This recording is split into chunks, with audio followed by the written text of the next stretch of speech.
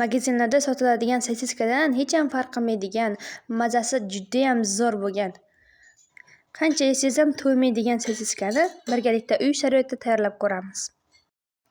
Buning uchun bizga kerak bo'ladi tovuq go'shti, lavlagi, piyoz, bittagina tuxum, mayonez, ziravorlar hamda tuz kerak bo'ladi.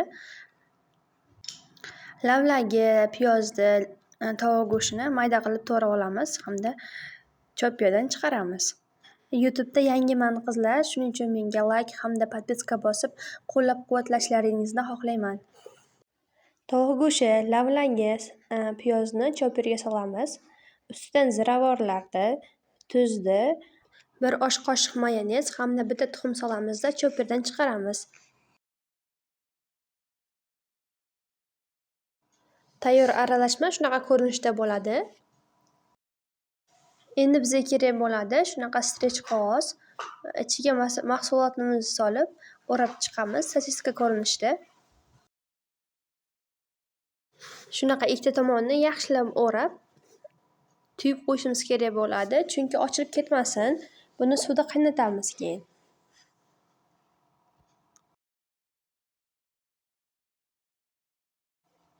Qaynab turgan suvga sosiskalarimizni solamiz va pishishini kutamiz. Bunga 10-15 minutlar ketadi. Rangi ochroq rangga kiradi. Pishgan sosiskalarni shunday holatda yoki qovurilgan holatda iste'mol qilish mumkin. Qovursa undan ham shirin chiqadi.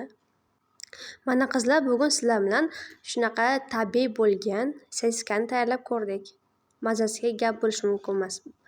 Bir qilib ko'rishlaringizni tavsiya qilaman. Yoqimli ishtaha. Like hamda podpiska tashlashni esdan chiqmasin.